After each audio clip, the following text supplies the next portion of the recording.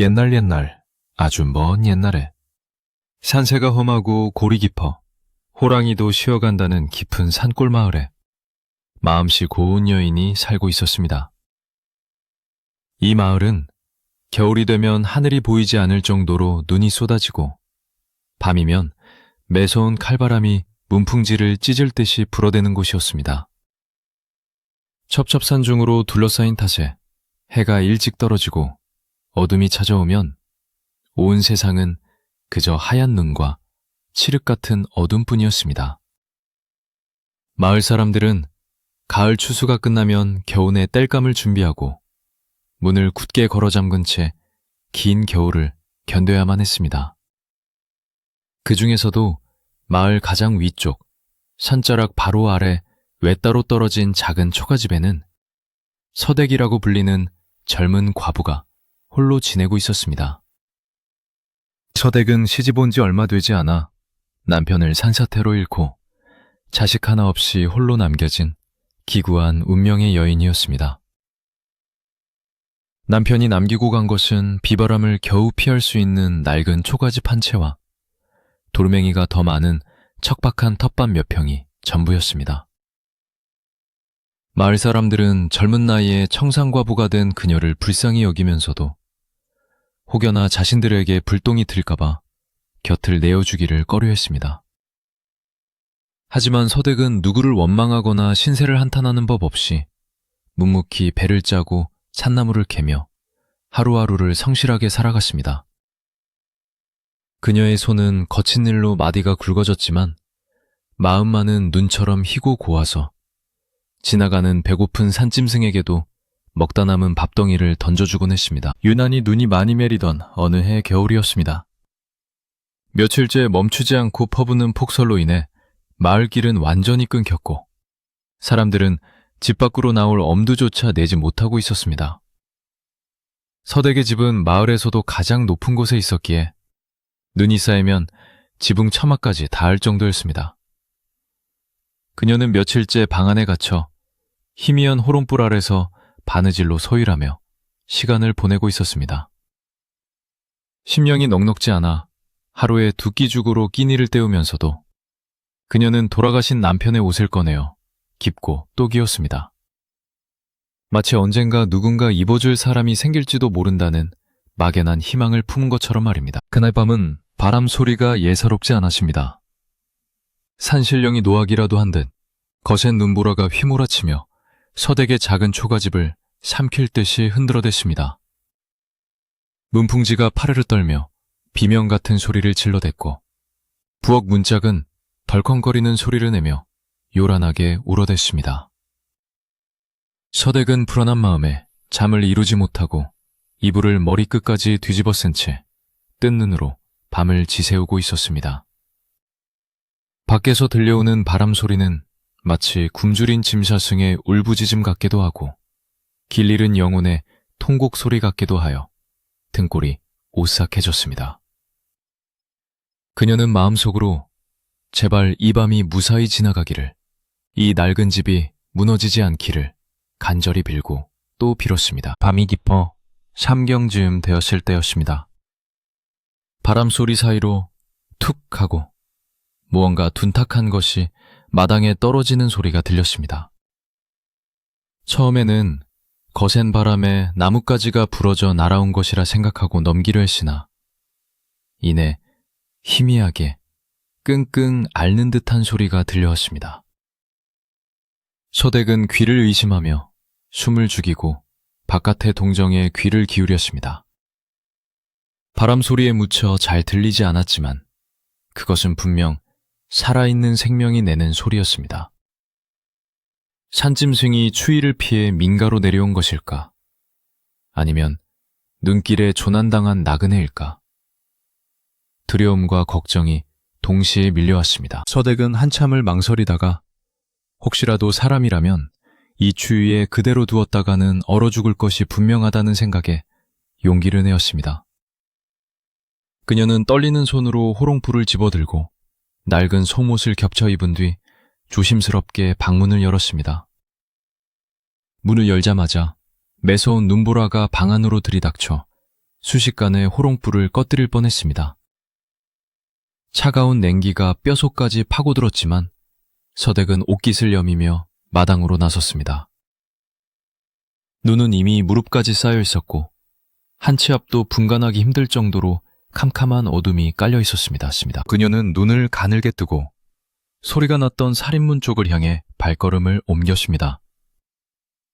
발이 눈 속에 푹푹 빠져 걷기조차 힘들었지만 앓는 소리는 점점 더 선명하게 들려왔습니다.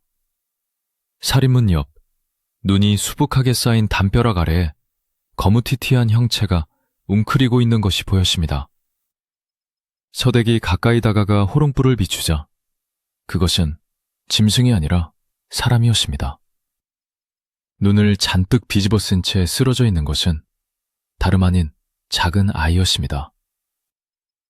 낡고 해진 옷을 입은 아이는 추위에 떨다 지쳐 눈 속에 파묻힌 채 의식을 잃어가고 있었습니다. 아이고 세상에 이게 웬일이야. 서댁은 소스라치게 놀라며 황급히 아이에게 달려들었습니다. 아이의 얼굴은 핏기 하나 없이 창백했고 입술은 파랗게 질려 있었습니다. 머리카락과 눈썹에는 하얗게 서리가 내려앉아 있었고 작은 몸은 마치 얼음덩어리처럼 차갑게 굳어 있었습니다. 서댁은 덜덜 떨리는 손으로 아이의 코 밑에 손가락을 대어보았습니다. 다행히 아주 미약하게나마 따뜻한 바람이 느껴졌습니다. 아직 숨이 붙어있다. 아직 살아있어. 그녀는 다급하게 외치며 호롱불을 눈밭에 내려놓고 아이를 품에 안아 올렸습니다. 아이는 10살 남짓 되어 보였지만 얼마나 못 먹었는지 몸이 깃털처럼 가벼웠습니다. 서댁은 아이를 안은 채 눈보라를 뚫고 방으로 뛰어들어갔습니다. 방금 전까지 무서워하던 바람 소리는 더 이상 귀에 들어오지 않았습니다. 오직 이 작은 생명을 살려야 한다는 일념 하나로 그녀는 젖먹던 힘까지 다해 방문을 닫고 아이를 아랫목에 눕혔습니다. 방 안에 온기가 감돌았지만 아이의 몸은 여전히 밖에서 가져온 냉기를 뿜어내고 있었습니다. 서댁은 서둘러 아궁이에 장작을 더 밀어넣고 방을 뜨겁게 달구기 시작했습니다. 서댁은 아이의 젖은 옷을 벗겨내고 장롱 깊숙이 넣어두었던 마른 소미불을 꺼내 아이를 감쌌습니다.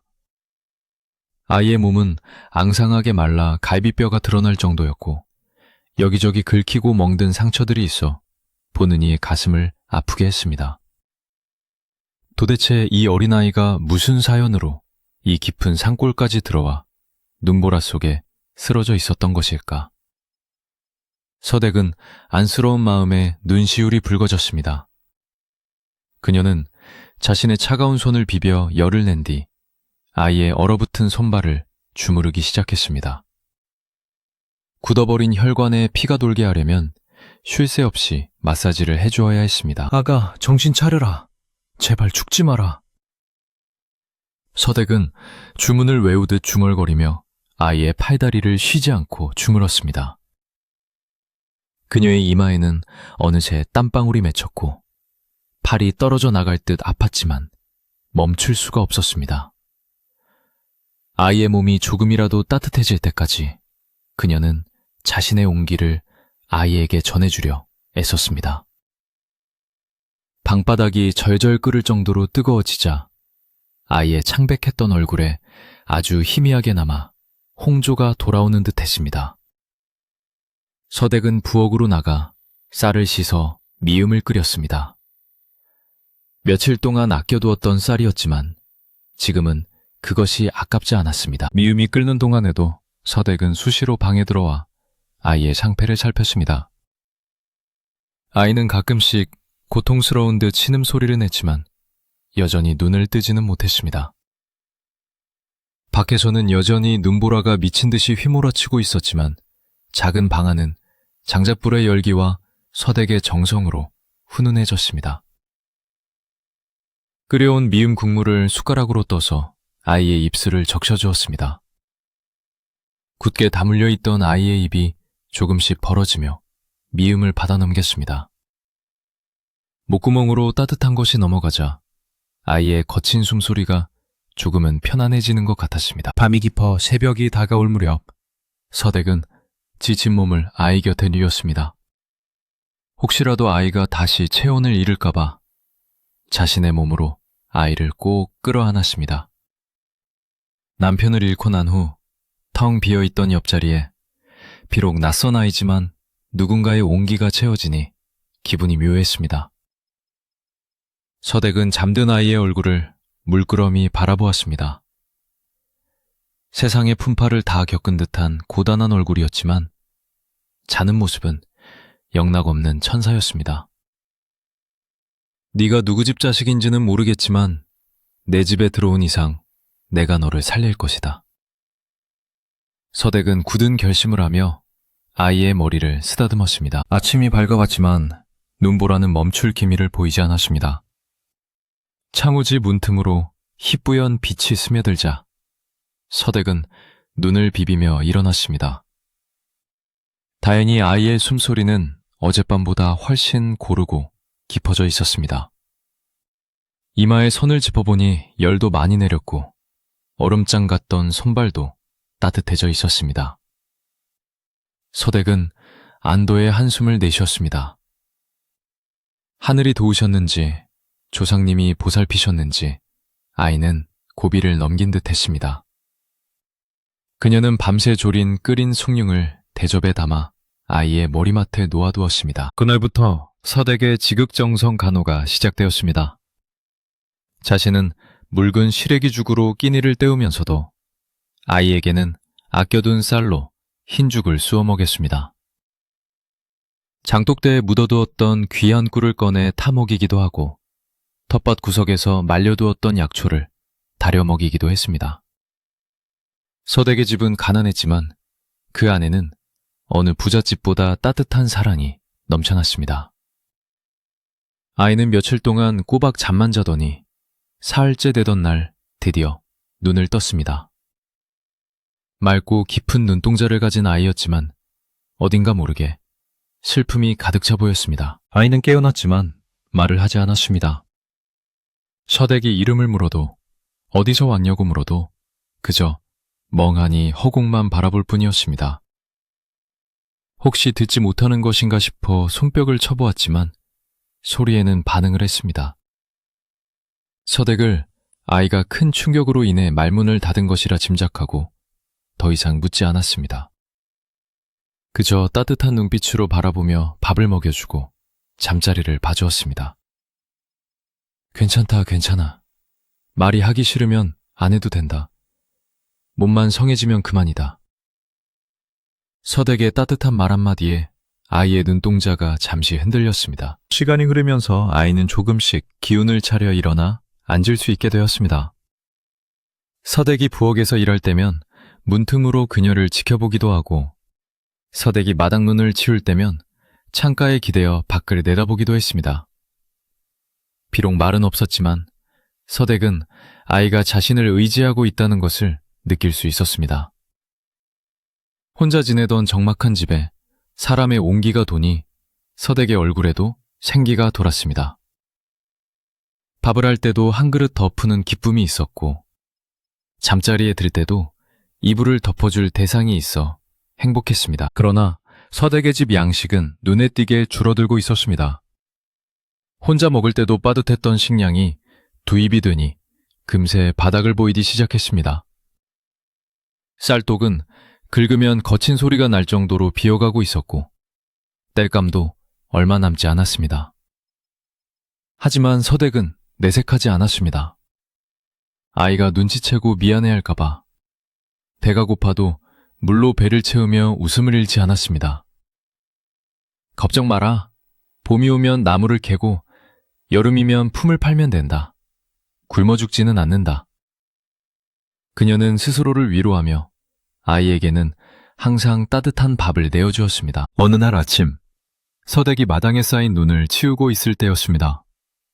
마을 아래쪽에서 누군가가 올라오는 인기척이 들렸습니다. 눈이 워낙 많이 쌓여 길이 험했기에 이 날씨에 누가 찾아올리 만무했습니다. 서댁은 빗자루를 멈추고 살인문 쪽을 바라보았습니다. 헉헉거리는 거친 숨소리와 함께 두터운 털모자를 쓴 사내가 모습을 드러냈습니다. 그는 마을에서 욕심쟁이로 소문난 서댁의 먼 친척 최 주사의 집 머슴이었습니다. 머슴은 서댁을 보자마자 대뜸 소리를 질렀습니다. 서댁께시오. 주인 어른께서 정가를 보내셨소. 서댁은 가슴이 철렁 내려앉았습니다. 최 주사는 남편이 죽은 후부터 틈만 나면 집과 텃밭을 내놓으라고 으름장을 놓던 사람이었습니다. 빚이라도 진 게 있다면 갚으라 하겠지만 없는 빚까지 만들어내어 괴롭히는 통에 서댁은 최 주사의 이름만 들어도 몸서리가 쳐졌습니다. 무슨 일이시랍니까? 이 눈보라치는 날에. 서댁이 조심스럽게 묻자 머슴은 힐끔 방 쪽을 쳐다보며 비릿한 웃음을 흘렸습니다. 마을에 소문이 쫙 퍼졌소. 과부 혼자 사는 집에 외간 남정네도 아니고 웬 근본 없는 아이를 들였다면서. 서댁은 깜짝 놀라 뒷걸음질 쳤습니다. 마을과 떨어져 있어 아무도 모를 줄 알았는데 어찌된 영문인지 소문은 발없는 말이 되어 천리를 간 모양이었습니다. 그저 길 잃고 죽어가는 아이를 거둔 것뿐입니다. 이상한 아이가 아니에요. 서댁이 변명하듯 말했지만 머슴은 콧방귀를 뀌었습니다. 주인 어른께서 노발대발하셨소. 재수없게 송장이 될지 모르는 것을 집에 들였다가 마을에 동티라도 나면 어쩔 거냐고 말이오. 당장 내다버리라고 하십니다. 머슴의 말은 비수처럼 서댁의 가슴에 꽂혔습니다. 그럴 수는 없습니다. 다 죽어가는 생명을 살려놓고 어째 다시 사지로 내몰란 말입니까? 서댁은 단호하게 고개를 저었습니다. 평소에는 순종적이고 말대답 한 번 못하던 서댁이었지만 아이의 목숨이 걸린 일 앞에서는 물러서지 않았습니다. 머슴은 서댁의 기세에 잠시 주춤하더니 이내 험상궂은 표정으로 으름장을 놓았습니다. 좋은 말로 할 때 듣는 게 좋을 거요. 안 그래도 주인 어른이 벼르고 계시는데 꼬투리 잡히면 이 집에서 당장 쫓겨날 줄 아시오. 머슴은 침을 택 뱉고는 귀도 돌아보지 않고 산을 내려갔습니다. 머슴이 돌아간 후 서댁은 털성마루에 주저앉았습니다. 다리에 힘이 풀려 일어날 수가 없었습니다. 방 안에서 이 모든 이야기를 듣고 있었을 아이 생각에 가슴이 미어졌습니다. 혹시나 아이가 상처받았을까봐 서댁은 애써 밝은 표정을 지으며 방으로 들어갔습니다. 아이는 벽을 보고 돌아누워 자는 척하고 있었지만 어깨가 미세하게 떨리고 있었습니다. 서댁은 아이의 어깨를 조용히 감싸 안으며 속삭였습니다. 아무 걱정 말거라. 누가 뭐래도 내가 너를 지켜줄 것이다. 이 집은 내 집이고 너는 내 식구다. 서댁의 눈에서 뜨거운 눈물이 흘러내려 아이의 옷깃을 적셨습니다. 그날 밤 서댁은 잠을 이루지 못하고 뒤척였습니다. 밖에서는 다시 눈보라가 시작되었는지 바람 소리가 거세지고 있었습니다. 최 주사가 정말로 들이닥쳐 아이를 내쫓거나 집을 빼앗으려 든다면 어찌해야 할지 막막하기만 했습니다. 하지만 그녀는 옆에서 색색거리며 잠든 아이의 숨소리를 들으며 마음을 다잡았습니다. 이 작고 여린 생명을 지키는 것이 지금 자신이 해야 할 유일한 일이라고, 하늘이 주신 과업이라고 생각했습니다. 깊은 밤, 어둠 속에서도 서댁의 눈은 아이를 향한 연민과 사랑으로 별처럼 빛나고 있었습니다. 머슴이 다녀간 뒤로 마을의 공기는 눈보라보다 더 차갑게 얼어붙는 것만 같았습니다. 서댁의 집에서 일어난 일은 삽시간에 마을 아래쪽 우물가와 사랑방으로 퍼져나갔고 사람들의 입을 거치며 살이 붓고 뼈가 돋아 흉측한 소문으로 변해버렸습니다. 서댁이 귀신 들린 아이를 주워왔다더라. 그 아이가 들어온 뒤로 눈이 그치지 않는 것이다. 재수온 붙기 전에 쫓아내야 한다. 낸 말들이 눈덩이처럼 불어나 마을을 덮쳤습니다. 서댁은 혹여나 아이가 상처받을까봐 바깥 출입을 더욱 삼갔지만 담장 너머로 들려오는 수군거림까지 막을 수는 없었습니다. 사람들은 서댁의 집 쪽을 향해 손가락질을 하거나 침을 뱉으며 지나가기도 했습니다. 마을 사람들의 인심이 야박해진 것은 흉년과 추위 탓이기도 했지만 무엇보다 최 주사의 입김이 강하게 작용한 탓이 컸습니다. 최 주사는 마을의 땅 태반을 소유한 대지주로 그의 말 한마디면 마을 사람들이 벌벌 떨 정도의 위세를 가진 인물이었습니다. 그는 오래전부터 서댁의 집터가 명당이라는 풍수직원의 말을 듣고 호시탐탐 그 자리를 노리고 있었습니다. 서댁의 남편이 살아있을 때는 차마 건드리지 못했으나 남편이 죽고 과부 혼자 남게 되자 본색을 드러내기 시작한 것입니다. 이번에 서댁이 정체불명의 아이를 거둔 일은 최 주사에게 더할 나위 없는 좋은 핑계거리가 되었습니다. 그는 마을 사람들을 부추겨 서댁을 고립시키고 끝내는 스스로 마을을 떠나게 만들 작정이었습니다. 서댁은 이런 최 주사의 속셈을 어렴풋이 짐작하고 있었기에 밤마다 불안감에 시달리며 아이를 꼭 끌어안고 잠을 청했습니다. 아이는 서댁의 정성 어린 보살핌 덕분에 하루가 다르게 기력을 회복해 갔습니다. 처음에는 숟가락 하나 들 힘도 없어 보이던 아이가 이제는 방 안을 걸어다니고 서댁이 부엌 일을 할 때면 옆에서 잔심부름을 거들기도 했습니다. 아이는 여전히 입을 굳게 다물고 있었지만 그 눈빛만은 서댁을 향한 고마움과 미안함으로 가득 차 있었습니다. 서댁이 무거운 물동이를 들라치면 어느새 달려와 고사리 같은 손으로 함께 들어주었고 아궁이에 불을 지필 때면 마른 솔가지를 주어와 건네주곤 했습니다. 비록 말은 통하지 않았지만 두 사람 사이에는 말보다 더 깊은 마음의 끈이 이어지고 있었습니다. 서댁은 아이의 그런 모습이 기특하면서도 한편으로는 짠한 마음이 들어 몰래 눈물을 훔치곤 했습니다. 그러던 어느 날 서댁의 집 쌀독이 바닥을 드러내기 시작했습니다. 아무리 아끼고 아껴 먹었지만 두 입을 감당하기에는 역부족이었습니다.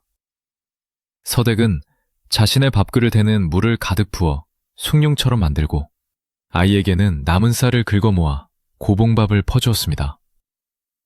나는 속이 좋지 않아 숭늉이 더 편하단다. 너는 한참 클라이니 많이 먹어야지. 서댁이 웃으며 말했지만 아이는 숟가락을 들지 않고 서댁의 밥그릇을 빤히 바라보았습니다. 아이는 서댁이 자신 때문에 굶고 있다는 사실을 눈치챈 것이 분명했습니다. 아이가 자신의 밥그릇을 서댁 쪽으로 밀자 서댁은 황급히 다시 아이 쪽으로 밀어주며 짐짓 엄한 목소리로 말했습니다. 어허, 어른이 주는 대로 먹어야지.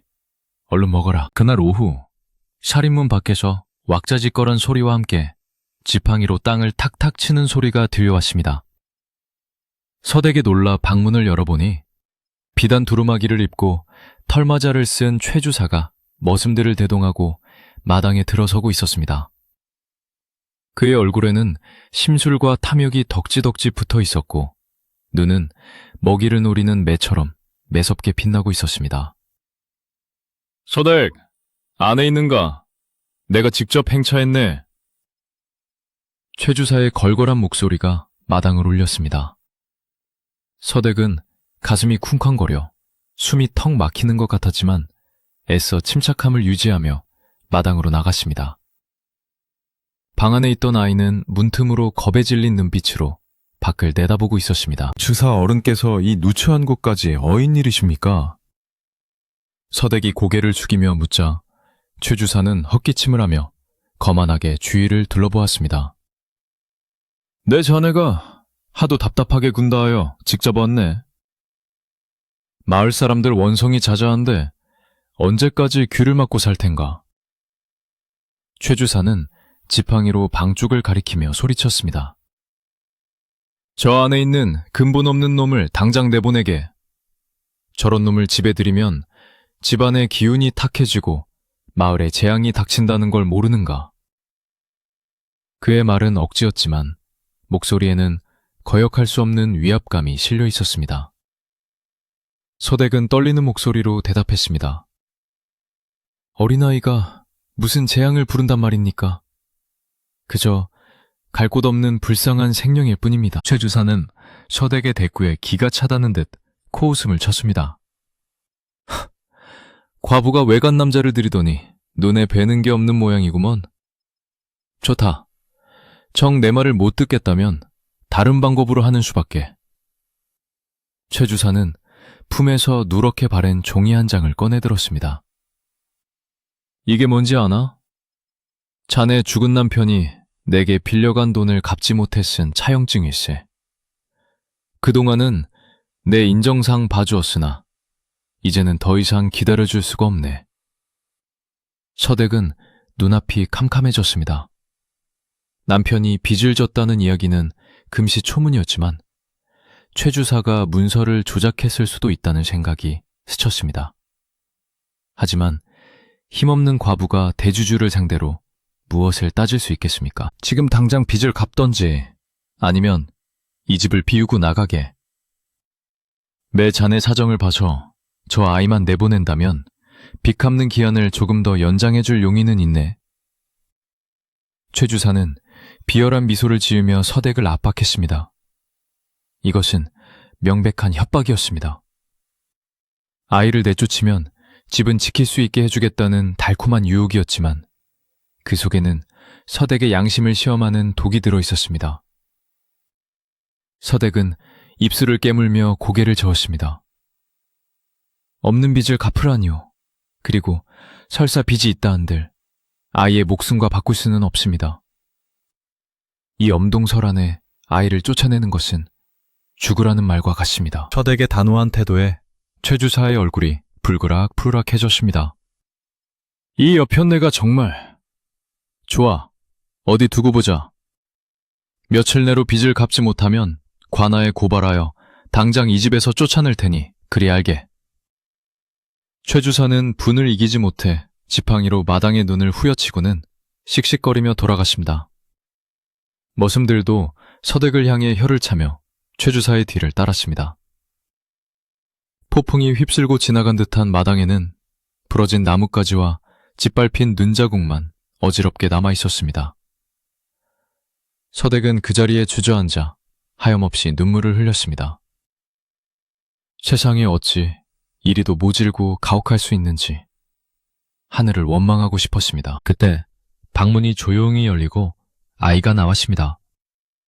아이는 얇은 옷차림으로 추운 줄도 모르고 서댁에게 다가와 작은 손으로 그녀의 눈물을 닦아주었습니다. 아이의 손은 따뜻했지만 가늘게 떨리고 있었습니다. 아이는 모든 이야기를 들었음이 분명했습니다. 자신 때문에 서댁이 곤경에 처했다는 사실에 아이의 눈동자는 슬픔으로 그윽했습니다. 서댁은 그런 아이를 와락 껴안았습니다. 미안하다. 정말 미안하다.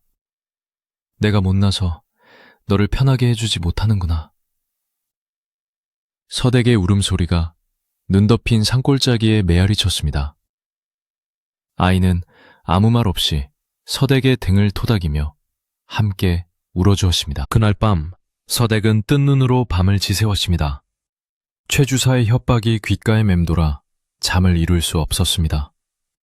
당장 며칠 안에 큰 돈을 구할 방법은 없었고 그렇다고 아이를 버릴 수도 없었습니다. 진퇴양난의 상황에서 그녀가 할 수 있는 일이라고는 정화수를 떠놓고 비는 것뿐이었습니다.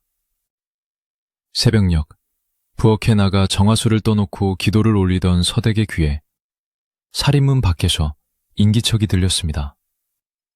이 새벽에 또 최 주사가 보낸 사람인가 싶어 가슴이 철렁했습니다. 서댁은 두려운 마음을 안고 조심스럽게 밖을 내다보았습니다. 하지만 살인문 앞에 서 있는 사람은 최 주사가 아니었습니다. 낡은 무명 옷을 입고 허리가 굽은 노파, 바로 마을 뒷산에 혼자 살며 약초를 캐는 뒷산 할머니였습니다. 마을 사람들은 그녀를 신비하게 여기며 산신령과 대화하는 사람이라고 수군거리기도 했습니다. 할머님은 평소 마을에 잘 내려오지 않는데 무슨 일로 이 새벽에 서댁의 집을 찾은 것일까요? 서댁이 황급히 달려나가 문을 열어주었습니다. 할머니, 이 추운 날에 어쩐 일이세요? 어서 안으로 드세요. 서댁이 할머니를 부축하려 하자 할머니는 손을 저으며 부드럽게 웃었습니다. 들어가지는 않으련다. 그저 지나는 길에 잠시 들렀을 뿐이야. 할머니의 목소리는 마른 대나무 잎이 스치는 것처럼 바스락거렸지만 묘하게 마음을 편안하게 해주는 힘이 있었습니다. 할머니는 품에서 헝겊에 쌓인 작은 꾸러미를 꺼내 서댁의 손에 쥐어주었습니다. 이걸 아이에게 먹이게. 산에서 캔 도라지와 꿀일새. 기력을 돋우는데 좋을 게야. 서댁은 뜻밖의 선물에 감동하여 말을 잇지 못했습니다. 마을 사람들 모두가 손가락질할 때 유일하게 따뜻한 손길을 내미는 사람이 있었던 것입니다. 할머니는 서댁의 어깨를 토닥이며 그윽한 눈빛으로 서댁을 바라보았습니다. 마치 서댁의 마음속 깊은 고민을 꿰뚫어 보는 듯 했습니다. 사람들이 하는 말에 귀 기울이지 말게나. 그들은 욕심의 눈으로 세상을 보지만 자네는 생명의 눈으로 보고 있지 않은가. 할머니의 말 한마디 한마디가 서댁의 가슴에 깊은 울림을 주었습니다. 산은 모든 것을 알고 있다네. 자네가 살린 것은 그저 아이 하나가 아니라 어쩌면 이 마을 전체의 복일지도 몰라. 마음이 시키는 대로 하게.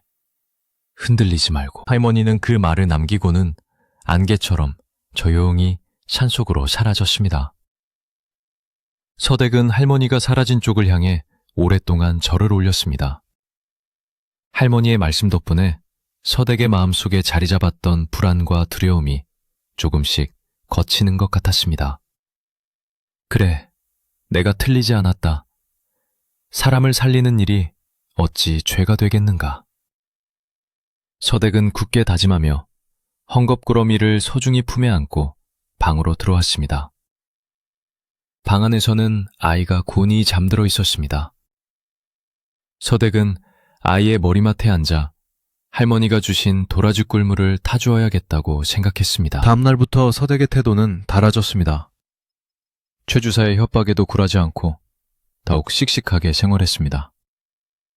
아이도 서댁의 변화를 느꼈는지 전보다 더 밝은 모습으로 집안일을 도왔습니다.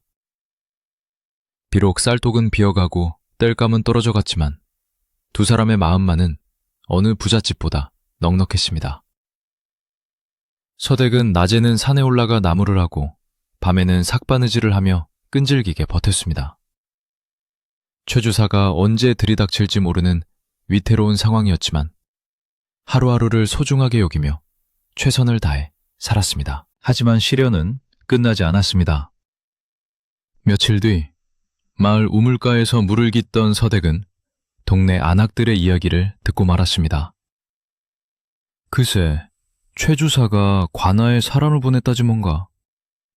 내일이면 포졸들이 들이닥쳐 서댁을 끌어낼 거라는 소문이 파다해. 서댁은 물동이를 떨어뜨릴 뻔했습니다. 최 주사가 정말로 실행에 옮긴 것입니다. 이제는 더 이상 피할 곳이 없었습니다. 서댁은 털썩 주저앉고 싶은 심정이었지만 이를 악물고 집으로 향했습니다. 마지막 순간까지 아이를 지켜야 한다는 일념뿐이었습니다. 집에 돌아온 서댁은 아무 일도 없는 것처럼 아이를 대했습니다. 저녁밥으로 묽은 죽을 쏘아 먹이고 아구미에 남은 장작을 모두 넣어 방을 따뜻하게 데웠습니다. 아이가 잠들자 서댁은 짐을 꾸리기 시작했습니다. 만약 매일 포졸들이 들이닥친다면 아이라도 먼저 뒷문으로 도망치게 해야 한다고 생각했습니다. 옷가지 몇 벌과 남은 식량을 챙겨 작은 보따리를 만들었습니다. 서댁의 손길에는 비장함이 감돌았습니다. 아가, 부디 좋은 사람 만나서 행복하게 살아야 한다. 서댁은 잠변 아이의 볼에 입을 맞추며 작별 인사를 속삭였습니다. 밖에서는 다시 눈발이 날리기 시작했고 바람은 더욱 매섭게 울부짖으며 긴 밤을 예고하고 있었습니다. 밤은 깊어 참경을 지났지만 서댁의 집에는 여전히 불안한 기운이 감돌고 있었습니다. 방 안의 호롱불은 기름이 다 되어가는지 가물거렸고 아궁이의 온기도 서서히 식어가고 있었습니다.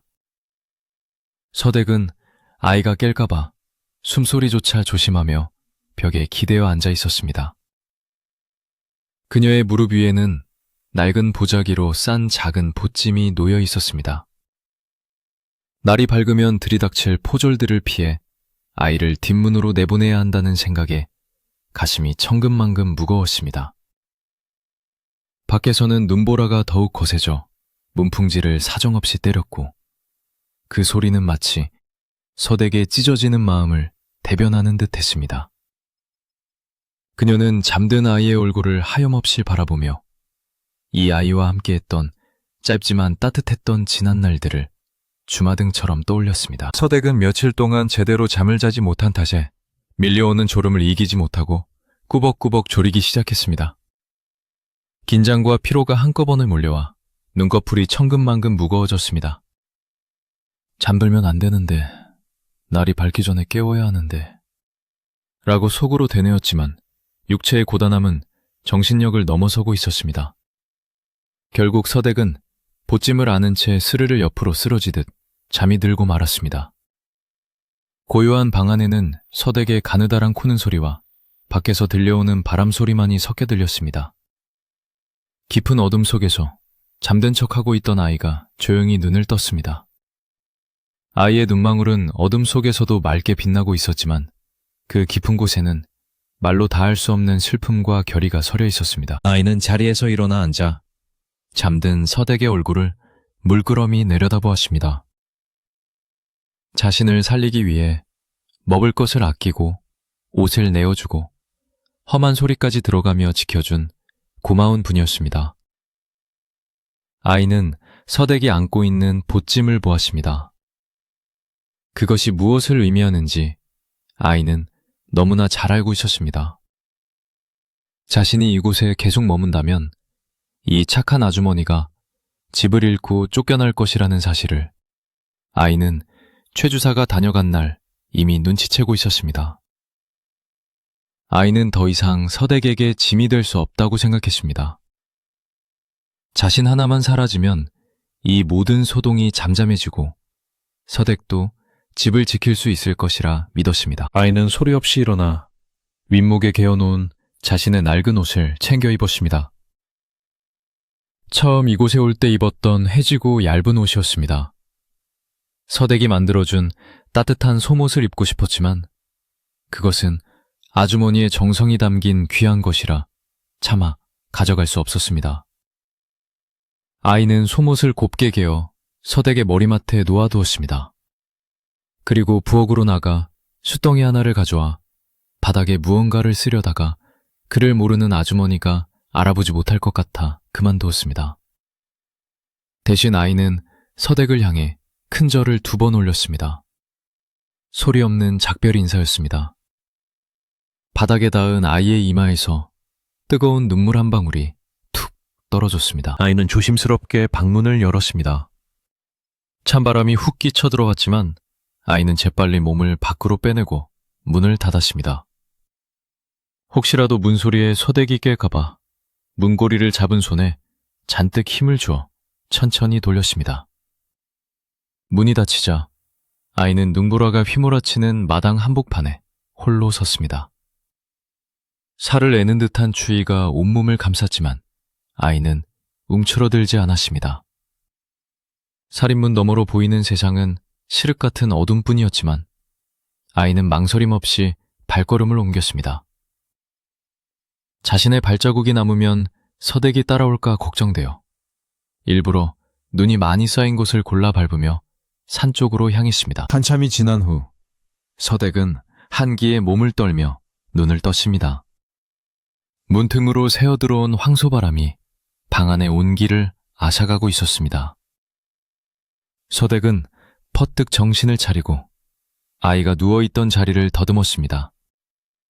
그러나 손끝에 닿는 것은 차갑게 식어버린 요와 텅 빈 공간뿐이었습니다. 아가? 서댁은 놀라서 벌떡 일어나 주위를 둘러보았습니다.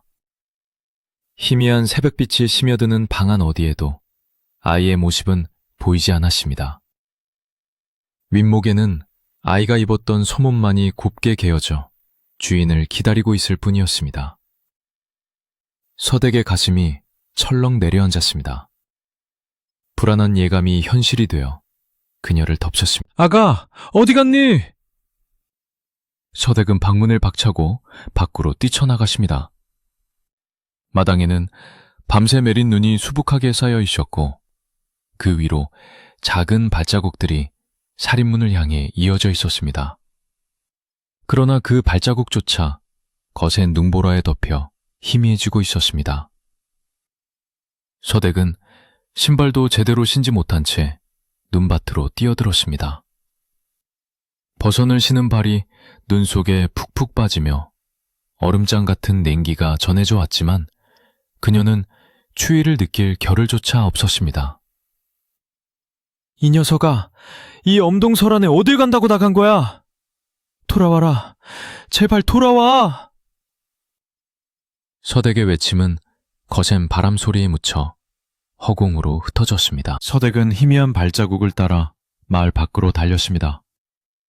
발자국은 마을 아래쪽이 아니라 험하기로 소문난 뒷산 쪽으로 향하고 있었습니다. 안 돼! 그쪽은 안 돼! 거긴 짐승들이 나오는 곳이야. 서댁은 공포에 질려 비명을 질렀습니다. 뒷산은 마을 사람들도 겨울에는 얼씬도 하지 않는 위험한 곳이었습니다. 늑대와 멧돼지가 출몰하고 자칫 길을 잃으면 산신령도 못 찾아낸다는 깊은 골짜기가 있는 곳이었습니다. 아이가 자신 때문에 험한 산속으로 들어갔다는 사실에 서댁은 미칠 것만 같았습니다. 그녀는 넘어지고 구르면서도 멈추지 않고 산을 향해 기어올랐습니다. 산 입구에 다다르자 눈은 허리춤까지 차올랐습니다. 나뭇가지들은 눈의 무게를 이기지 못하고 축 늘어져 길을 막았고 날카로운 가시덤불이 서댁의 옷을 찢고 살을 핥혔습니다. 그러나 서댁은 고통조차 느끼지 못하는 사람처럼 덤불을 헤치고 나아갔습니다. 내가 잘못했다. 내가 너를 보낼 생각을 해서 네가 나간 것이냐? 다 내 잘못이다. 서댁은 울음 섞인 목소리로 중얼거리며 숲속을 헤맸습니다. 어젯밤 보찜을 싸던 자신의 모습을 아이가 보고 있었다는 것을 뒤늦게 깨달았습니다. 아이는 짐이 되기 싫어서 서댁을 위해 스스로 죽음의 길을 택한 것이었습니다. 눈보라는 점점 더 거세져 한 치 앞을 분간하기 힘들게 만들었습니다. 하늘과 땅의 경계가 사라진 하얀 세상 속에서 서댁은 길을 잃고 말았습니다. 어디가 길이고 어디가 낭떠러지인지 알 수 없는 상황이었지만 그녀는 본능적으로 아이가 갔을 법한 곳을 향해 발을 내디뎠습니다. 아가, 어디 있니? 내 목소리 들리면 대답 좀 해다오. 서댁은 목이 터져라 아이의 이름을 불렀지만 돌아오는 것은 윙윙거리는 바람소리와 나뭇가지가 부딪히는 기괴한 소리뿐이었습니다.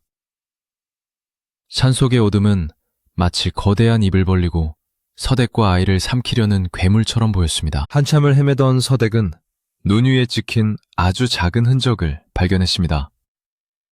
눈이 덮여 거의 사라져가고 있었지만 분명 누군가 지나간 자국이었습니다.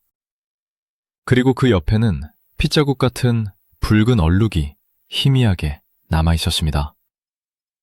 아이가 맨발로 걷다가 상처가 난 것인지 아니면 넘어져 다친 것인지 알 수 없었지만 서댁의 가슴은 갈기갈기 찢어지는 듯 했습니다.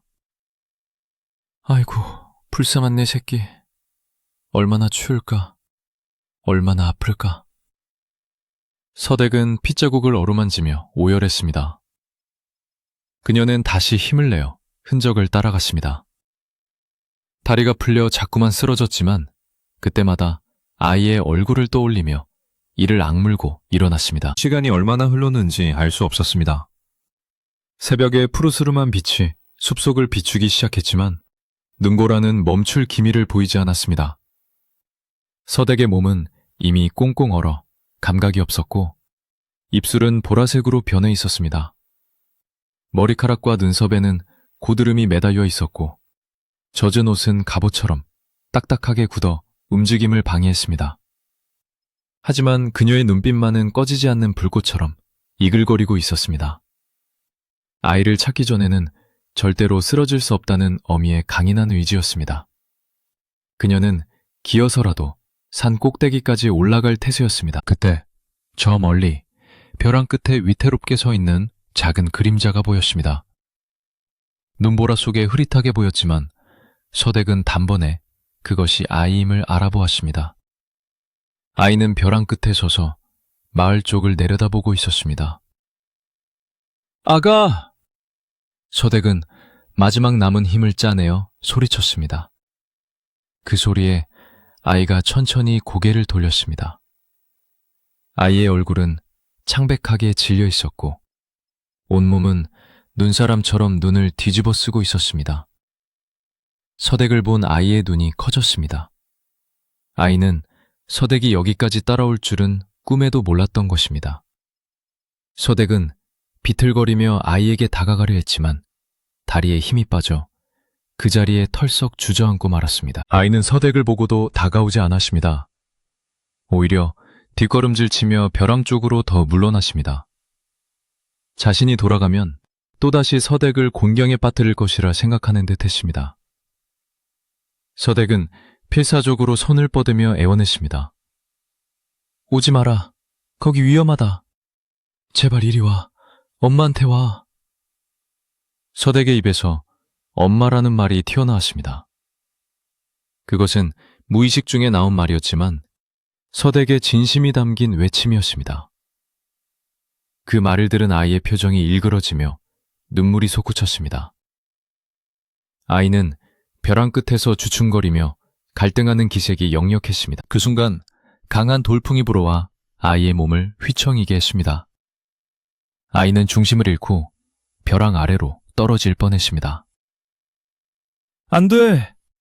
서댁은 비명을 지르며 젖먹던 힘까지 다해 기어가 아이의 옷자락을 낚아챘습니다. 두 사람은 눈 덮인 벼랑 끝에서 엉겨붙어 뒹굴었습니다. 다행히 벼랑 아래로 떨어지지는 않았지만 서댁의 심장은 터질 듯이 뛰었습니다. 서댁은 아이를 품에 꽉 끌어안고 놓지 않았습니다. 이제 절대 안 놓는다. 죽어도 같이 죽고 살아도 같이 산다. 다시는 도망갈 생각 마라. 서댁은 아이를 안고 엉엉 울었습니다. 아이도 서댁의 품에 얼굴을 묻고 소리 없이 흐느꼈습니다. 서댁과 아이는 서로의 체온에 의지하며 한참을 그렇게 눈밭에 앉아 있었습니다. 아이의 몸은 얼음장처럼 차가웠지만 서댁의 품 안에서 조금씩 녹아내리고 있었습니다. 서댁은 자신의 겉옷을 벗어 아이에게 덮어주며 아이의 얼어붙은 손을 비벼주었습니다. 돌아가자. 우리 집으로 가자. 최주사가 쫓아내면 길바닥에 나앉더라도 너랑 나랑 같이 있으면 된다. 서댁의 말에 아이는 고개를 끄덕였습니다. 아이의 눈빛은 이전보다 훨씬 단단해져 있었습니다. 서댁의 깊은 사랑을 확인한 아이는 이제 더 이상 도망치지 않기로 마음먹은 듯 했습니다. 날이 완전히 밝아오자 눈보라가 조금씩 잦아들기 시작했습니다. 서댁은 아이를 부축하여 산을 내려오려 했습니다. 그런데 아이가 자꾸만 뒤를 돌아보며 산 정상 쪽을 가리켰습니다. 아이는 무언가를 찾으려는 듯 산 위쪽으로 자꾸만 가려 했습니다. 왜 그러니? 저기 뭐가 있니? 서댁이 묻자 아이는 서댁의 손을 끌고 벼랑 너머 숲속 깊은 곳을 가리켰습니다. 그곳에는 늙은 소나무 한 그루가 기이한 형상으로 서 있었고 그 아래 바위 틈에서 신비로운 붉은 빛이 희미하게 새어나오고 있었습니다. 아이는 마치 무언가에 홀린 듯 그 빛을 향해 다가갔습니다. 서댁도 아이를 따라 조심스럽게 발을 옮겼습니다. 가까이 다가가 보니 눈 속을 뚫고 자라난 푸른 잎사귀들이 보였습니다. 이 추운 겨울에 그것도 눈 덮인 바위 틈에서 푸른 잎이 돋아나 있다는 것은 기적 같은 일이었습니다. 게다가 그 잎사귀 아래에는 붉은 열매들이 보석처럼 알알이 박혀 빛나고 있었습니다. 서댁은 숨을 멈추었습니다. 그것은 마을 어른들의 옛 이야기 속에서나 듣던 산신령이 점지해준다는 영초가 분명했습니다. 아이는 떨리는 손으로 바위 틈을 파헤치기 시작했습니다. 얼어붙은 땅이었지만 아이의 손길이 닿자 흙이 부드럽게 밀려나갔습니다. 서댁도 옆에서 거들었습니다. 잠시 후 흙 속에서 사람 모양을 꼭 닮은 거대한 부리가 모습을 드러냈습니다. 수많은 잔뿌리들이 얽히고 설켜 마치 천년을 살아온 노인의 수염처럼 보였습니다. 그리고 그 뿌리에서는 맡아본 적 없는 그윽하고 진한 향기가 뿜어져 나와 코끝을 찔렀습니다. 세상에, 이것은 산삼이다. 그것도 그냥 산삼이 아니라 천년 묵은 산삼이야. 서댁은 놀라움에 입을 다물지 못했습니다. 아이는 산삼을 조심스럽게 캐내어 서댁에게 내밀었습니다. 자신의 목숨을 구해준 은혜에 보답하려는 듯 아이의 눈은 맑게 빛나고 있었습니다. 서댁은 떨리는 손으로 산삼을 받아들었습니다. 이 귀한 것을 얻게 되다니 꿈만 같았습니다. 네가 이것을 나에게 주는 것이냐? 네가 찾은 것인데? 서댁이 묻자 아이는 고개를 끄덕이며 환하게 웃었습니다. 처음으로 보는 아이의 밝은 미소였습니다. 그 미소는 천년 묵은 산삼보다 더 값지고 아름다웠습니다. 두 사람은 산삼을 소중히 품에 안고 산을 내려오기 시작했습니다. 눈보라가 멈춘 하늘에서는 따사로운 햇살이 비치기 시작했습니다. 마을에 도착했을 때 서댁의 집 앞에는 이미 최주사와 포졸들이 와 있었습니다. 그들은 집을 비우라며 고래고래 소리를 지르고 세간살이를 마당으로 집어 던지려 하고 있었습니다. 마을 사람들도 무슨 일인가 하여 웅성거리며 모여들어 있었습니다. 최주사는 서댁이 보이지 않자 도망친 줄 알고 의기양양하게 웃고 있었습니다. 그것 보게 야반도주를 했구먼. 이제 이 집은 내 것이야. 최주사가 대문짝을 걷어차며 소리칠 때 서댁과 아이가 사람들 사이를 헤치고 나타났습니다. 서댁의 품에는 보자기에 쌓인 귀한 물건이 들려 있었고 그녀의 표정은 그 어느 때보다 당당했습니다. 누가 도망을 갔단 말입니까? 저는 여기 있습니다. 서댁의 또렷한 목소리가 마당을 울렸습니다. 최 주사는 깜짝 놀라 뒤를 돌아보았습니다. 서댁의 몰골은 엉망이었지만 눈빛만은 형형하게 빛나고 있었습니다. 빚을 갚으라 하셨지요? 내 오늘 그 빚을 깨끗이 갚아드리리다. 서댁은 품에 안고 있던 보자기를 푸에 쳤습니다. 그러자 천년 묵은 산삼의 자태가 드러나며 그윽한 향기가 순식간에 마당 전체로 퍼져나갔습니다. 모여있던 마을 사람들은 일제히 탄성을 질렀고 최 주사의 눈은 탐욕으로 번들거리며 튀어나올 듯 커졌습니다. 이제 마을 전체를 뒤흔들 큰 소동이 시작되려 하고 있었습니다. 서댁이 보자기를 풀어헤치자 마당 가득히 진동하는 그윽한 향기는 단순한 풀뿌리 냄새가 아니었습니다. 그것은 깊은 산 속의 맑은 전기와 천년의 세월을 머금은 신령스러운 향기로 맞는 순간 사람들의 머릿속이 맑아지고 꽉 막힌 가슴이 뻥 뚫리는 듯한 기분이 들게 했습니다. 구경 나온 마을 사람들은 저마다 코를 킁킁거리며 홀린 듯이 마당 안으로 발걸음을 옮겼고 개 중에는 아이고 이게 웬일인가 산신령님이 내리신 명약이로구나 하며 바닥에 넙죽 절을 하는 노인들도 있었습니다. 서댁의 손에 들린 산삼은 어른 팔뚝만한 크기에 수염처럼 뻗어나온 잔뿌리가 셀 수 없이 많아 마치 살아서 꿈틀거리는 용과 같은 형상을 하고 있었습니다. 햇빛을 받은 산삼의 매두에서는 영롱한 황금빛 아우라가 뿜어져 나와 보는 이들을 압도했습니다. 그 광경을 본 최 주사의 얼굴은 경악으로 일그러졌다가 이내 걷잡을 수 없는 탐욕으로 붉게 달아올랐습니다. 그는 평생 돈과 땅을 모으는데 혈안이 된 사람이었기에 저 산삼이 얼마나 엄청난 가치를 지닌 물건인지 누구보다 잘 알고 있었습니다. 저것 하나만 있다면 자신의 전 재산을 합친 것보다 더 큰 부를 얻을 수 있을 뿐만 아니라 늙어가는 육신을 다시 젊게 만들 수도 있다는 헛된 망상까지 들었습니다.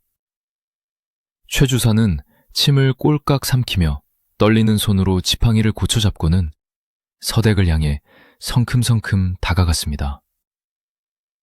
그의 눈에는 이미 서댁이나 마을 사람들은 보이지 않고 오직 황금빛으로 빛나는 산삼만이 가득 차 있었습니다. 이복의 서들, 그건 자네 것이 아니네. 내 산에서 나온 것이니 당연히 산 주인인 내 것이지. 최 주사는 말도 안 되는 억지를 부리며 소리를 질렀습니다. 마을 뒷산은 주인이 따로 없는 마을 공동의 소유이거나 나라의 땅이었지만 최 주사는 평소 자신의 위세를 이용해 마치 그 산이 자신의 것인 양 행세해왔습니다. 어서 이리 내놓게. 그것을 내놓으면 자네 남편이 진 빚을 모두 탕감해주고 이 집에서도 계속 살게 해주겠네. 최 주사는 회유하듯 말했지만 그의 손은 이미 산삼을 낚아채기 위해 허공을 허우적거리고 있었습니다. 머슴들도 주인의 눈치를 보며 슬금슬금 서댁을 포위해 들어왔습니다. 서댁은 산삼을 품에 꼭 안고 한 걸음도 물러서지 않았습니다. 예전 같았으면 최 주사의 고함 소리에 기가 죽어 벌벌 떨었겠지만 지금은 달랐습니다. 죽음의 문턱까지 갔던 아이를 살려내고 눈보라치는 산속에서 아이와 함께 생사를 넘나들며 얻은 귀한 보물이었습니다. 이것은 단순한 돈이 아니라 하늘이 자신과 아이의 진심에 감동하여 내려준 선물임을 확신했습니다. 무슨 말씀이십니까? 뒷산이 어찌 주사 어른의 땅입니까? 그리고 이것은 이 아이가 목숨을 걸고 찾아낸 것입니다. 빚은 이것을 장에 내다 팔아 정당하게 갚겠습니다. 그전에는 털끝 하나도 건드릴 수 없습니다. 서댁의 서슬퍼런 외침에 최 주사는 잠시 주춤했습니다. 이 발칙한 것이 관할 포졸들이 보고 있는데도 감히 대들다니. 최 주사는 분을 이기지 못해 펄쩍 뛰며 옆에 서 있던 포졸들에게 소리쳤습니다. 여보시오들, 뭐하고 있소? 저 여자가 내 산에서 귀한 약초를 훔쳐갔으니 당장 체포하고 물건을 압수하시오. 그러나 포졸들은 선뜻 나서지 못하고 서로의 얼굴만 쳐다볼 뿐이었습니다. 그들도 눈이 있는지라 저 산삼이 예사 물건이 아님을 알고 있었기 때문입니다. 예로부터 산삼, 특히 저런 천년 묵은 영물은 주인이 정해져 있다는 속설이 있었기에 함부로 손을 댔다가 동티가 날까 두려웠던 것입니다. 게다가 마을 사람들의 눈초리도 심상치 않았습니다. 평소 최 주사의 횡포에 불만이 많았던 사람들이 서댁을 옹호하는 분위기로 웅성거리고 있었습니다. 분위기가 자신에게 불리하게 돌아가자 최 주사는 직접 나서기로 마음먹었습니다. 비켜라! 내 물건은 내가 찾겠다는데 누가 막는단 말이냐? 그는 지팡이를 휘두르며 서댁에게 달려들었습니다. 서댁은 아이를 등 뒤로 감추며 몸을 웅크렸지만 최 주사의 거친 손길을 피하기에는 역부족이었습니다. 최 주사의 손이 서댁의 옷자락을 잡고 거칠게 흔들었고 서댁은 중심을 잃고 비틀거렸습니다. 내놓으란 말이다, 이 도둑년아! 최 주사의 입에서는 차마 입에 담지 못할 욕설들이 쏟아져 나왔고 마당은 순식간에 아수라장으로 변했습니다. 머슴들도 합세하여 서댁의 팔을 꺾으려 들었고 서댁은 비명을 지르며 필사적으로 저항했습니다. 그 절체절명의 순간, 서댁의 등 뒤에서 누구도 예상치 못한 일이 벌어졌습니다. 그 손 놓으시오! 어린아이의 목소리라고는 믿기지 않을 만큼 쩌렁쩌렁하고 위험 있는 호통 소리가 마당을 울렸습니다. 싸움에 정신이 팔려있던 사람들은 일제히 동작을 멈추고 소리가 난 곳을 쳐다보았습니다. 그곳에는 지금까지 벙어리인 줄만 알았던 그 아이가 서 있었습니다. 아이는 서댁을 괴롭히던 머슴의 팔을 뿌리치고 최 주사의 앞을 가로막고 섰습니다. 아이의 눈에서는 파란 불꽃이 있는 듯한 형형한 안광이 뿜어져 나왔고 작은 몸집에서는 거산과도 같은 묵직한 기운이 풍겨 나왔습니다. 아이는 최 주사를 똑바로 올려다보며 또다시 입을 열었습니다. 이것은 욕심쟁이의 배를 채우라고 나온 것이 아니오. 죽어가는 생명을 살린 착한 마음씨에 하늘이 내린 보답이오. 아이의 목소리는 맑고 청아했지만 그 안에 담긴 힘은 서슬퍼런 칼날 같았습니다. 최 주사는 난생 처음 느껴보는 기이한 공포감에 뒷걸음질을 쳤습니다. 네 녀석이 말을 할 줄 알았더냐. 아니, 그보다 어린 놈이 어디서 어른에게 훈계질이야. 최 주사는 애써 허세를 부리며 소리쳤지만 그의 목소리는 덜덜 떨리고 있었습니다.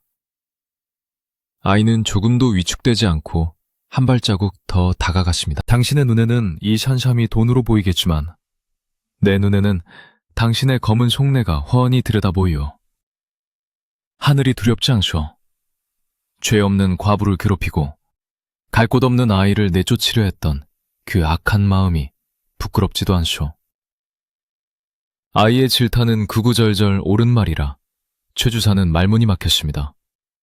마을 사람들은 웅성거리기 시작했습니다. 저 아이가 보통 아이가 아니었소. 말하는 걸 보니 산신령이 보낸 동자가 분명해. 최 주사가 이번에는 제대로 임자를 만났구먼. 사람들의 여론은 급격하게 서댁 쪽으로 기울었습니다. 포졸들조차 아이의 기세에 눌려 슬그머니 뒷걸음질치며 물러났습니다. 궁지에 몰린 최 주사는 이성을 잃고 마지막 발악을 했습니다. 에이, 유물 같은 놈! 네 놈이 귀신에 들렸구나! 그는 지팡이를 높이 쳐들고 아이의 머리를 내리치려 했습니다. 서댁이 안 돼! 하고 비명을 지르며 뛰어들려던 찰나 갑자기 마른 하늘에서 우르릉 하는 천둥 소리가 들리더니 마당 한가운데로 회오리 바람이 몰아쳤습니다. 바람은 정확히 최 주사를 강타했고 그는 중심을 잃고 엉덩방아를 찌으며 뒤로 낮아빠졌습니다. 하필이면 그 자리가 마당 구석에 쌓아둔 거름더미 위였습니다. 으악! 최 주사는 똥오줌이 섞인 거름을 뒤집어 쓰고 허우적거리며 비명을 지렀습니다. 그 모습은 너무나 우스꽝스럽고 처참하여 긴장하고 있던 마을 사람들 사이에서 폭소가 터져나왔습니다. 꼴 좋다! 천벌을 받은 게야! 욕심을 부리더니 똥통에 빠졌네 그려. 사람들은 손가락질하며 웃어댔고 아이들도 덩달아 낄낄거렸습니다. 최 주사는 얼굴이 불그락 푸르락해져서 머슴들의 부축을 받아 겨우 일어났지만 온몸에서 나는 고약한 냄새 때문에 아무도 가까이 가려 하지 않았습니다. 포졸 대장이 코를 막으며 최 주사에게 다가가 말했습니다.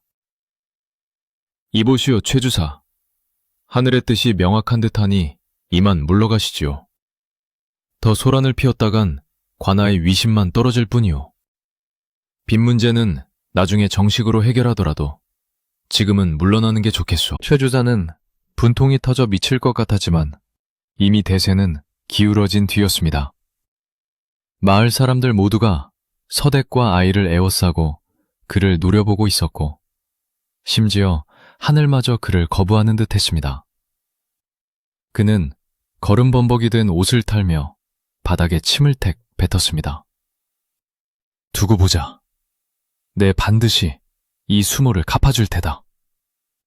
그는 악에 바친 목소리로 저주를 퍼부었지만 그 소리는 패배자의 비명처럼 공허하게 들릴 뿐이었습니다. 최 주사는 머슴들의 등에 업혀 도망치듯 서댁의 집을 빠져나갔습니다. 그의 뒤통수에 대고 마을 사람들은 소금을 뿌리며 다시는 오지 마라 하고 소리쳤습니다. 최 주사가 사라지자 마당에는 다시 평화가 찾아왔습니다. 서댁은 다리에 힘이 풀려 주저앉았고 아이는 그런 서댁을 부축했습니다. 고맙다. 정말 고맙다. 네 덕분에 살았다. 서댁은 아이의 손을 잡고 눈물을 흘렸습니다. 아이는 빙그레 웃으며 서댁의 눈물을 닦아주었습니다. 그때 마을의 촌장 어른이 앞으로 나와 서댁에게 정중하게 말했습니다. 서댁, 우리 마을 사람들이 그동안 자네를 너무 외면했네. 정말 미안하네. 자네가 이렇게 큰 복을 받은 걸 보니 우리가 틀렸고 자네가 옳았다는 걸 알겠네. 촌장의 사과에 다른 마을 사람들도 하나둘씩 머리를 숙이며 미안함을 표했습니다. 아닙니다, 어르신. 다 지난 일입니다. 이렇게 도와주셔서 감사합니다. 서댁은 겸손하게 고개를 숙였습니다. 그녀의 마음속에 있던 응어리가 눈 녹듯 사라지는 순간이었습니다. 마을 안악들은 서댁의 부엌으로 들어가 쌀을 씻고 불을 지피기 시작했습니다. 오늘은 잔칫날일세. 우리가 십시일반으로 음식을 장만할 테니 서댁은 좀 쉬게나. 안악들은 집에서 가져온 반찬과 곡식들을 풀어놓으며 분주하게 움직였습니다. 삭막했던 서댁의 집은 순식간에 사람들의 온기와 웃음소리로 가득 찼습니다. 굴뚝에서는 모처럼 하얀 연기가 피어올랐고 고소한 밥냄새가 온 동네로 퍼져나갔습니다. 서댁은 아이를 데리고 방으로 들어갔습니다. 밖은 시끌벅적했지만 방 안은 고요하고 아늑했습니다. 서댁은 아이를 자리에 앉히고 진지한 표정으로 물었습니다. 아가, 아까 네가 말을 했을 때 내 귀를 의심했단다. 정말 말을 할 수 있었던 게냐? 아이는 잠시 머뭇거리더니 조용히 입을 열었습니다. 사실은 말을 할 수 있었어요. 하지만 부모님을 잃고 험한 일을 겪으면서 세상에 대한 원망 때문에 입을 닫고 살았어요. 그런데 아주머니의 따뜻한 마음이 제 입을 열게 했어요.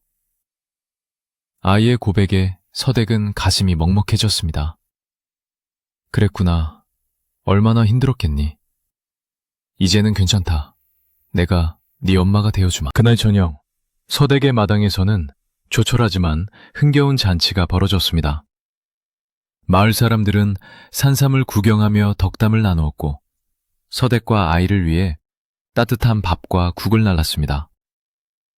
최 주사에게 시달리던 서댁의 얼굴에는 오랜만에 편안한 미소가 번졌습니다. 아이도 마을 아이들과 어울려 뛰놀며 처음으로 제 나이 또래다운 모습을 보여주었습니다. 밤이 깊도록 웃음소리는 끊이지 않았고 하늘에는 둥근 달이 떠올라 서댁의 초가집을 환하게 비추었습니다. 마치 앞날의 행복을 축복해주는 듯한 밝은 달빛이었습니다. 잔치가 끝나고 사람들이 모두 돌아간 뒤 서댁과 아이는 깨끗하게 정돈된 방에 나란히 누웠습니다. 윗목에는 산삼이 고이 모셔져 있었고 아랫목은 장작불 덕분에 잘절 끓고 있었습니다.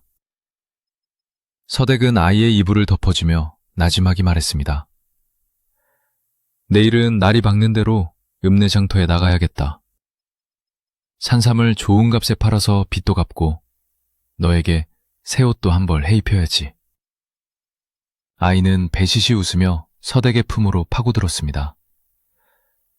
저는 옷은 필요 없어요.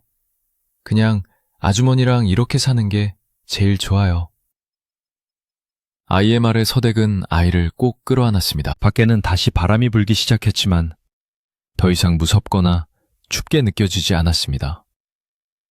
문풍지 우는 소리마저 자장가처럼 들려왔습니다. 서댁은 잠든 아이의 숨소리를 들으며 생각에 잠겼습니다. 며칠 전만 해도 절망뿐이었던 자신의 삶이 이 작은 아이 하나로 인해 기적처럼 바뀌었다는 사실이 믿기지 않았습니다.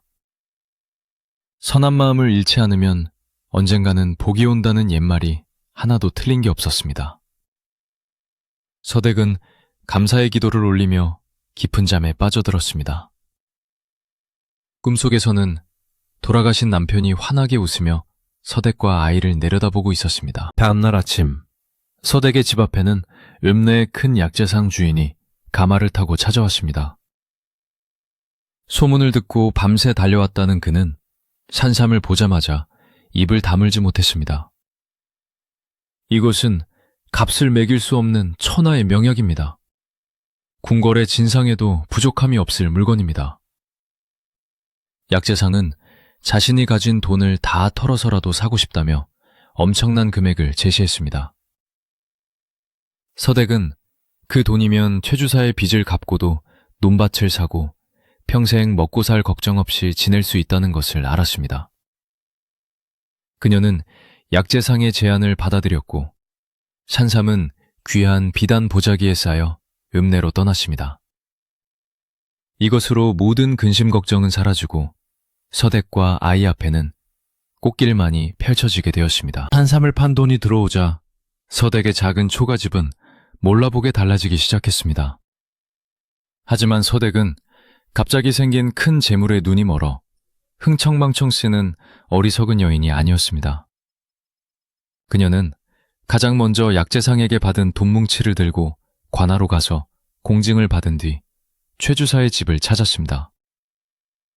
최 주사는 며칠 전 똥물 세례를 받은 후 두문불출하며 방 안에 틀어박혀 있었는데 서댁이 당당하게 대문을 들어서자 기절초풍할 듯 놀랐습니다.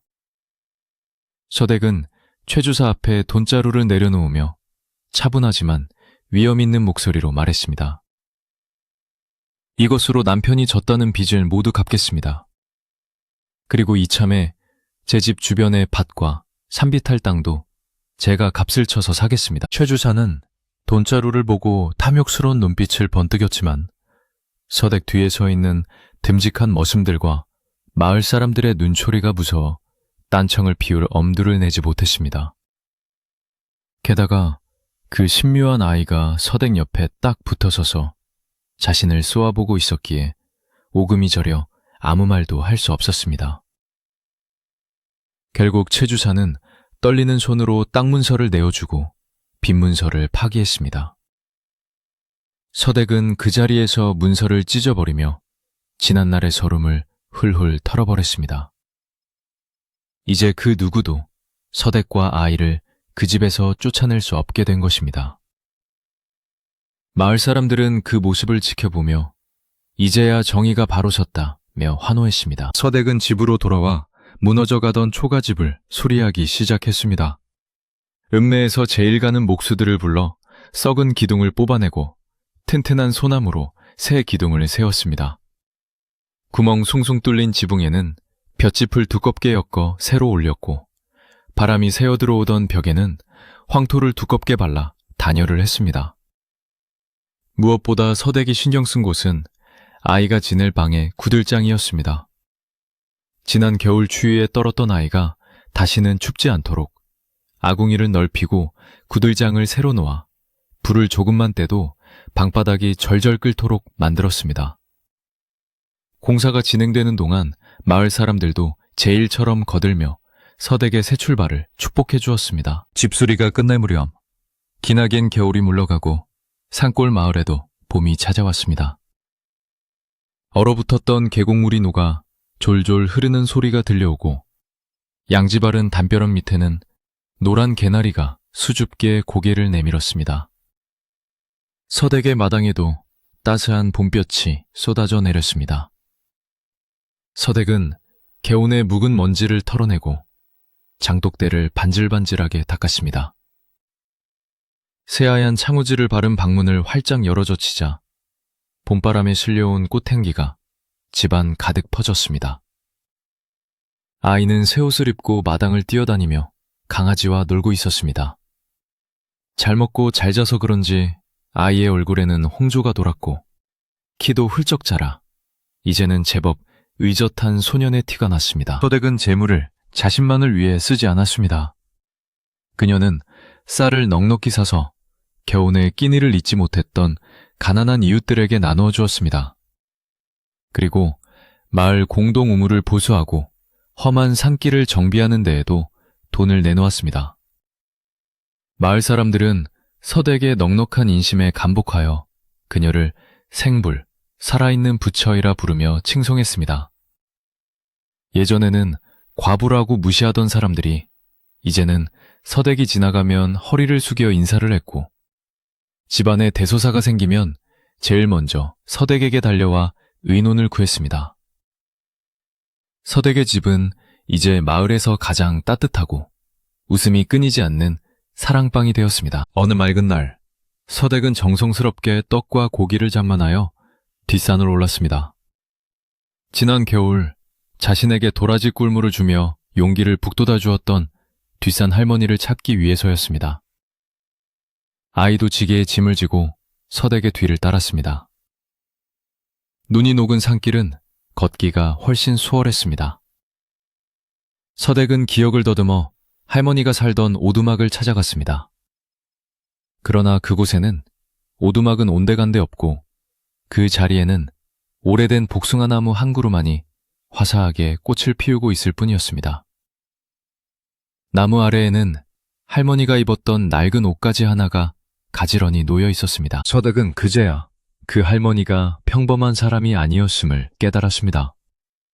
아마도 산신령이 가여운 서댁을 돕기 위해 할머니의 모습으로 나타났거나 산을 지키는 선녀였을지도 모른다는 생각이 들었습니다. 서댁은 복숭아나무 아래 가져온 음식을 차려놓고 깊이 절을 올렸습니다. 할머니, 덕분에 아이도 살리고 저도 살았습니다. 이 은혜 평생 잊지 않고 베풀며 살겠습니다. 서댁이 절을 마치고 고개를 들자 어디선가 불어온 바람이 복숭아 꽃잎을 휘날리며 서댁과 아이의 어깨를 부드럽게 감싸 안았습니다. 마치 할머니가 그래, 잘했다 하며 쓰다듬어 주는 것만 같았습니다. 산을 내려오는 길, 서댁과 아이는 두 손을 꼭 잡고 걸었습니다. 어머니, 다리가 아프지 않으세요? 제가 업어드릴까요? 아이가 묻자 서댁은 까르르 웃으며 고개를 저었습니다. 어머나, 우리 아들이 언제 이렇게 컸을까? 벌써 어미를 업어줄 생각을 다 하고. 서댁은 어머니라는 호칭이 아직도 꿈만 같아 가슴이 벅차올랐습니다. 아이를 정식으로 양자로 입적한 날, 아이는 처음으로 서댁을 향해 어머니라고 불렀습니다.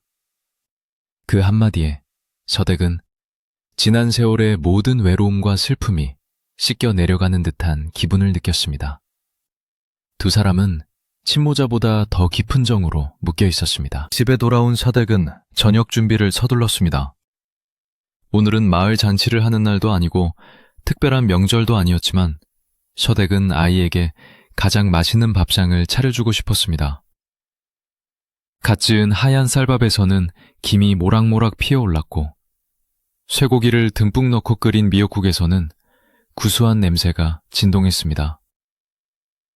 텃밭에서 갓 떼든 봄동으로 겉절이를 무치고 장터에서 사온 조기 2마리도 노릇노릇하게 구웠습니다. 상파리가 부러질 듯 푸짐하게 차려진 밥상을 보며 아이는 입을 다물지 못했습니다. 와, 어머니, 오늘 무슨 날이에요?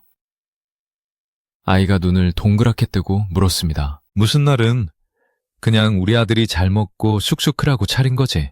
어서 앉거라. 서댁은 흐뭇한 미소를 지으며 아이의 밥그릇에 밥을 꾹꾹 눌러 담았습니다. 두 사람은 마주 앉아 숟가락을 들었습니다. 아이가 밥을 한 술 크게 떠서 입에 넣고 오물거리며 행복해하는 모습을 보자 서댁은 밥을 먹지 않아도 배가 부른 것 같았습니다. 천천히 먹어라, 채알라. 국도 좀 먹고. 서댁은 생선가시를 발라 아이의 숟가락 위에 올려주었습니다.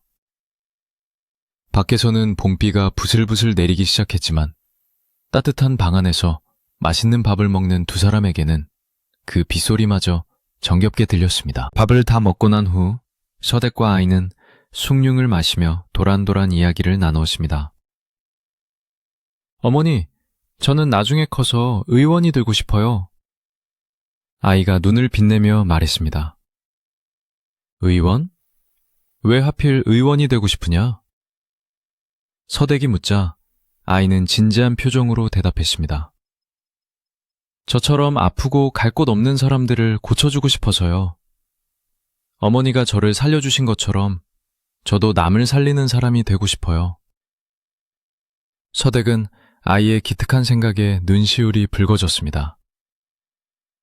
그래, 훌륭한 생각이구나. 너라면 반드시 명의가 될 수 있을 게다. 이 어미가 뒷바라지는 걱정 없게 해주마. 밤이 깊어지자 서댁은 이부자리를 폈습니다. 새로 깐 소미불은 구름처럼 폭신했고 베개에서는 은은한 국화 향기가 났습니다. 아이는 서댁의 옆에 누워 금세 새근새근 잠이 들었습니다. 서댁은 잠든 아이의 얼굴을 쓰다듬으며 지난 겨울 눈 속에 파묻혀 죽어가던 아이를 처음 발견했던 그날 밤을 떠올렸습니다. 그때 만약 자신이 두려움의 문을 열지 않았더라면, 아직 숨이 붙어 있다는 그 희미한 희망을 외면했더라면, 지금의 이 행복은 없었을 것입니다. 하나의 생명을 살리는 일이 결국 세상을 구하고 자신의 삶까지 구원한다는 사실을 그녀는 뼈저리게 느꼈습니다. 서댁은 창문을 살짝 열어 밤하늘을 올려다보았습니다. 비가 그친 하늘에는 별들이 보석처럼 총총히 박혀 빛나고 있었습니다. 그 별들은 마치 서댁의 앞날을 비추는 등불처럼 보였습니다. 문득 남편 생각에 가슴 한구석이 아려왔지만 이제는 슬프지 않았습니다. 남편도 하늘에서 지금의 이 모습을 보며 기뻐하고 있을 것이라 믿었기 때문입니다. 서댁은 마음속으로 남편에게 말을 걸었습니다. 여보, 걱정 말아요. 나 이제 외롭지 않아요. 당신이 보내준 이 아이와 함께 평생 씩씩하고 행복하게 살게요. 바람결에 풍경 소리가 댕그렁 울리며 남편의 대답을 대신 전해주는 듯 했습니다. 다음날 아침, 마을은 또다시 활기찬 하루를 시작했습니다. 서댁은 일찌감치 일어나 밥을 짓고 아이는 서당에 갈 준비를 했습니다. 마을 어귀에는 서댁의 도움으로 빚을 갚고 다시 일어선 이웃들이 논밭으로 나가며 희망찬 노래를 부르고 있었습니다. 죄주사는 마을을 떠나지 않았지만 예전처럼 욕심을 부리지 않고 조용히 지내며 가끔 서댁을 마주치면 슬그머니 피해가곤 했습니다. 악한 마음은 선한 기운 앞에서 맥을 추지 못한다는 것을 보여주는 본보기였습니다. 마을 사람들은 서댁네 집을 복을 짓는 집이라 부르며 그 앞을 지날 때마다 마음을 정갈하게 했습니다. 세월은 유수와 같이 흘러갔습니다. 아이는 서댁의 바람대로 무럭무럭 자라 훌륭한 청년이 되었고 한양으로 유학을 가서 과거에 급제하여 큰 벼슬을 얻었습니다. 그러나 그는 높은 자리에 올라서도 초심을 잃지 않고 늘 가난하고 병든 백성들을 돌보는 어진 관리가 되었습니다. 서댁은 늙어서도 아이의 극진한 효도를 받으며 편안한 노후를 보냈습니다.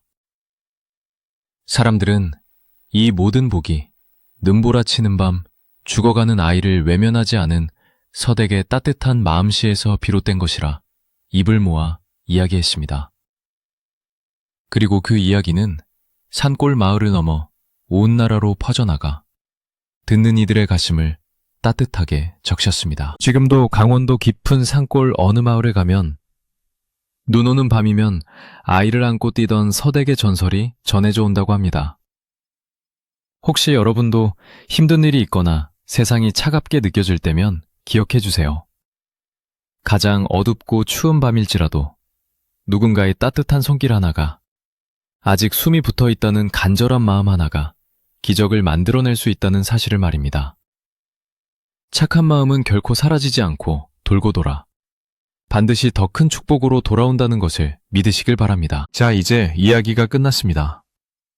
서댓과 아이가 따뜻한 아랫목에서 편안하게 잠든 것처럼 여러분도 무거운 짐을 내려놓고 편안한 밤 보내시길 바랍니다. 창밖에는 바람이 불지 몰라도 여러분의 방 안과 마음속에는 늘 따뜻한 봄볕이 가득하기를 기원합니다. 오늘 밤 좋은 꿈 꾸세요. 안녕히 주무세요.